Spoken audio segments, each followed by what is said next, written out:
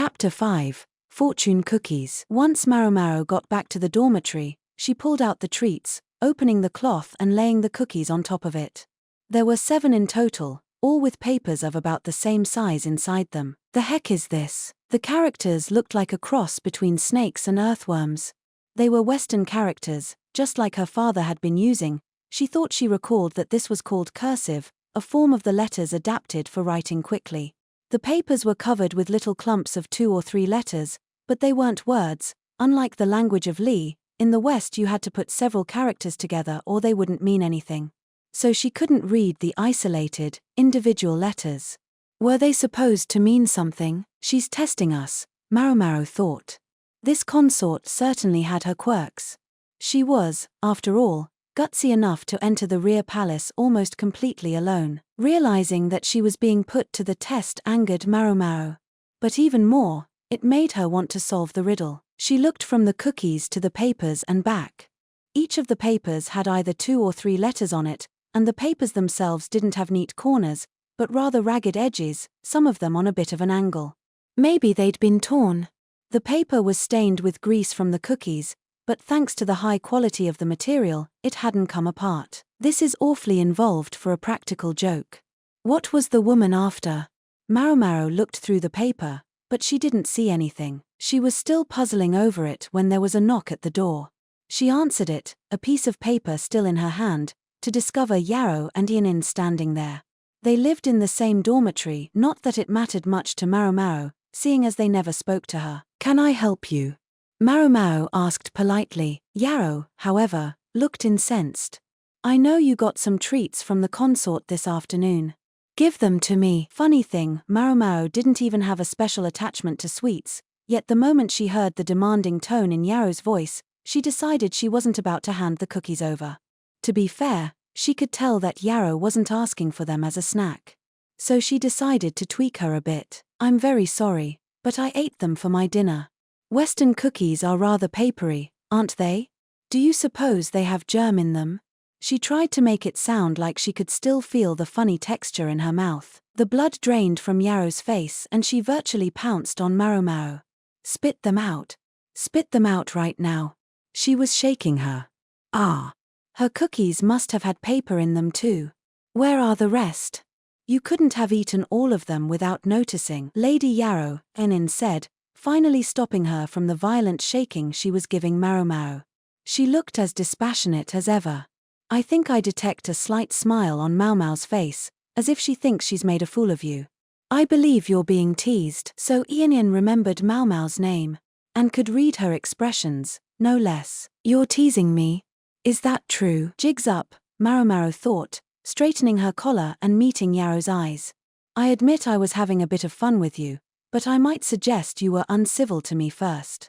I don't know what you have against me, but bursting into a person's room and trying to take their things is theft and nothing but." What Maomao was saying was perfectly right and true, no one could have objected. The blood rushed back to Yarrow's face, until she was so red she looked like steam should be coming out of her like a teapot. She took a deep breath, then let it out again and looked straight at Maomao. "Was there anything unusual about the cookies you were given? If there was, I want you to give them to me. I'll pay you enough to get another snack." "What do you mean by anything unusual?" "Anything, unusual. Like, was there something weird inside them?" The idea of getting some pocket change appealed to Maomao, but she couldn't let go of the riddle of the mysterious paper. She didn't want to just fork over the cookies. It sounded like Yarrow and Yanin had found something similar in their snacks, but Maomao doubted they would be too eager to tell her what it was. She glanced at Yanin. The young woman played the part of Yarrow's attendant to perfection, but when she looked back at Maomao, she seemed far more cool-headed than her mistress.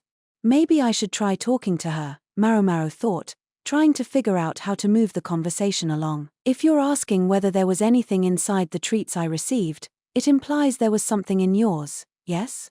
If you tell me about it, I'll share what I know too." Yarrow didn't say anything, but she looked awfully put out. Yanin was watching her mistress's reactions closely. Maomao held out the piece of paper in her hand. "Show me what you found, and you can see the rest of these." Each piece of paper had different letters written on it. If they were ever going to decipher the meaning, They would need all of them, which meant Maomao had no qualms about revealing just one. "Where are they?" Yarrow said. "You show me yours and I'll show you mine," Maomao replied. Ultimately, she and Yarrow were equals.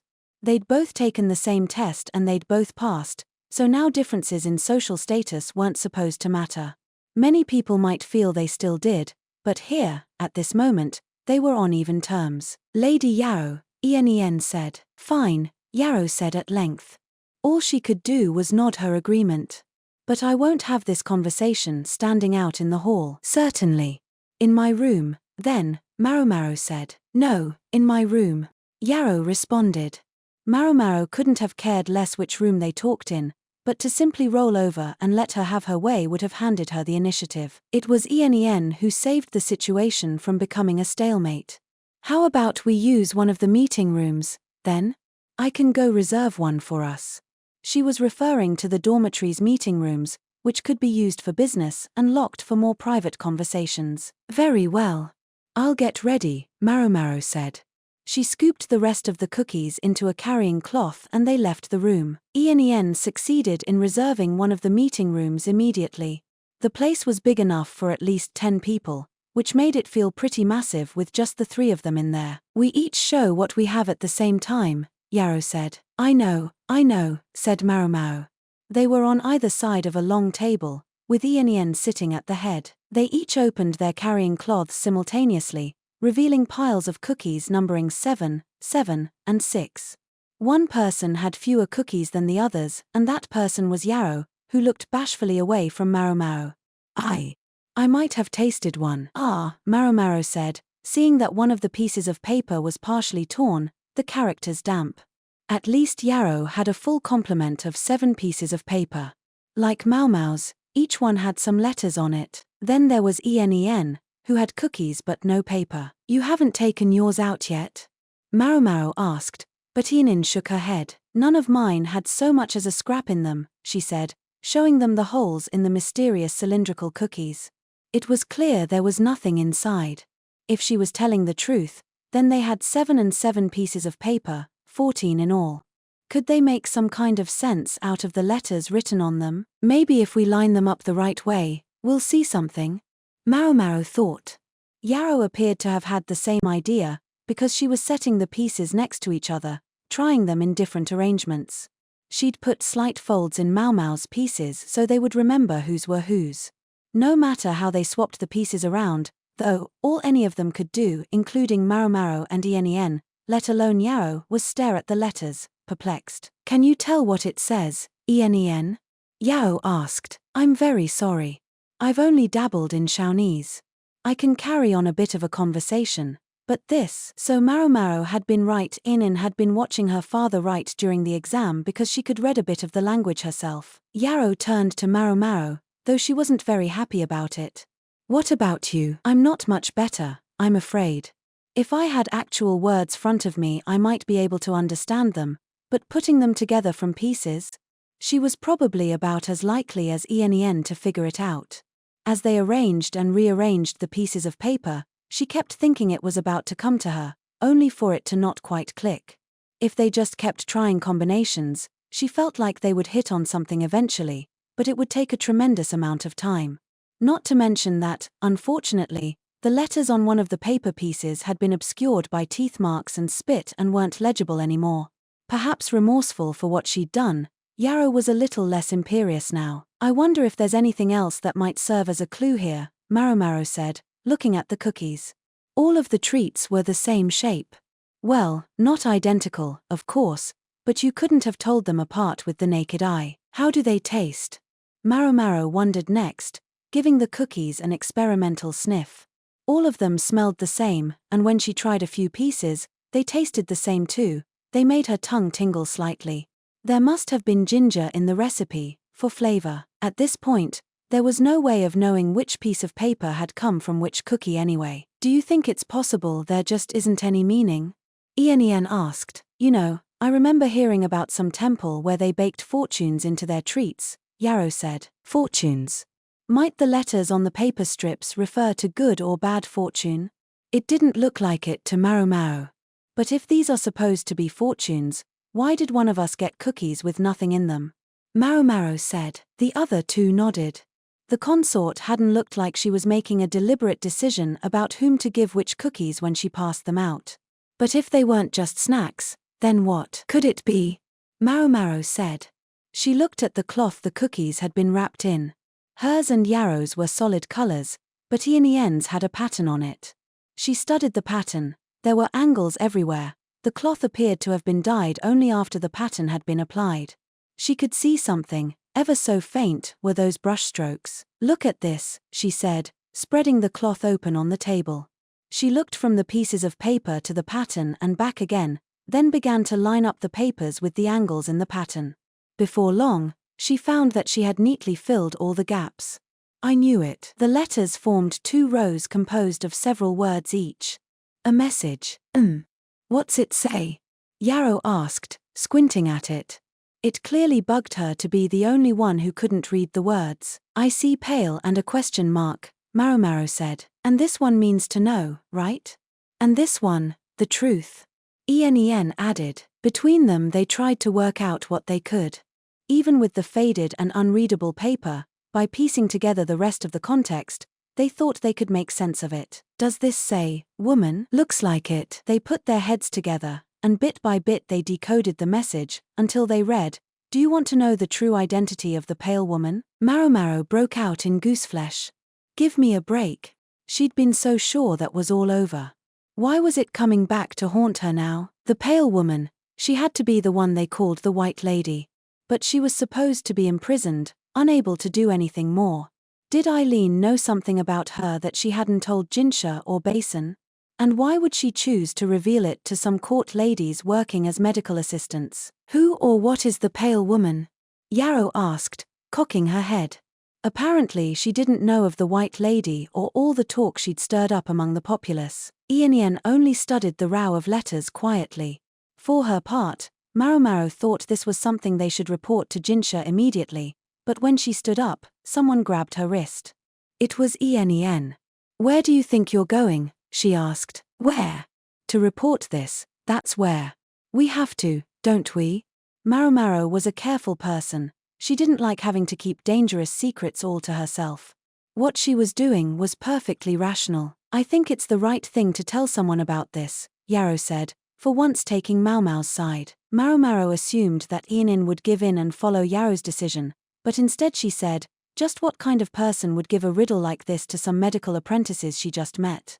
She looked at Maomao. The way she asked the question, it almost sounded like she thought Maomao knew Eileen. I really don't, Maomao objected privately. She did know one thing, though, Eileen was a skilled operator. Even if they went to someone with this story, she'd probably already prepared some way of getting out of it. Or could it be, do you think this is some sort of test as well? Ien said. A test? Maomao asked. When she thought about it, it seemed plausible. Candidates for the medical assistantship had been screened more aggressively than the other court ladies, and even those who passed the test could be cut loose without a moment's notice if they were deemed unsuitable. Yes, the possibility was certainly there. But then again, if this was a test, it seemed to go well beyond what could ordinarily be expected of helpers in the medical office. For one thing, solving it required some knowledge of the language of the West, and of course, it had never been a given that the 3 young women would share the information from their snacks with each other. Someone was searching for people with the ability to consider multiple sides of a situation and adapt. Almost like a spy. If Jinshi had some part in this, then it was possible. What connection could there be, though? But go far enough, and nope. I don't understand. If that was the case, then they didn't have to report things willy-nilly. They could try to talk to Eileen, play it by ear. Yes, they could, but I'm reporting it, Maomao said. You think I can't hear you two talking? What if it's a test? Yarrow demanded. If it was a test, then she would fail, that was all. Maomao had already qualified as a medical assistant. She didn't expect they would take work away from her because of this. Frankly, she was already on more than her maximum tolerable dose of work. Please, don't worry. You're both welcome to talk to the consort, and I'll be mixing up medicines in the medical office. The 2 other young women could pass the test, they would be more than enough. There was no telling what they might be called on to do when and if they passed this additional test. I'm not interested, Maomao thought. She was perfectly content to hang around the medical office, doing laundry or making tea or whatever other little chores were needed, having her old man and the other medical officers teach her new formulae. Maybe occasionally trying them out on some sturdy-looking soldier who came by. That was all she really wanted. A modest happiness, but enough for her. The other two ladies, however, wore scary looks. They had a firm grip on Maomao and were glaring at her. Particularly Yao. We couldn't have solved this without the three of us together. If you go telling, she'll assume we agreed. So what was she trying to say? You're in this with us. Yao and Yen chorused. All Maomao could do was hold up her hands a little and smile wryly.